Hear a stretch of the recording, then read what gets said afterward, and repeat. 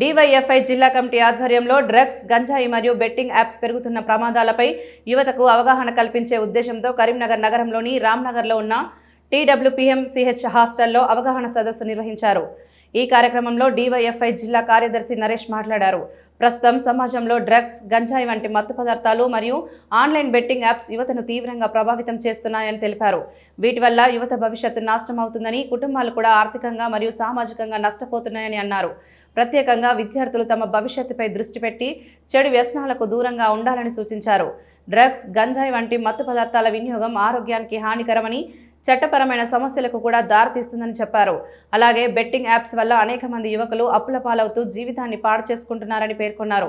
ఈ కార్యక్రమంలో hostel warden Srinivas, జిల్లా ఉపాధ్యక్షులు రాజ్ కుమార్, శివ, సహాయ కార్యదర్శి అరవింద్, TGS నగర అధ్యక్షులు ప్రకాష్, జిల్లా కమిటీ సభ్యులు తిరుపతి నాయకులు విజయ్, అజయ్, గోపి సింగ్, నితిన్, విద్యార్థులు పెద్ద సంఖ్యలో పాల్గొన్నారు.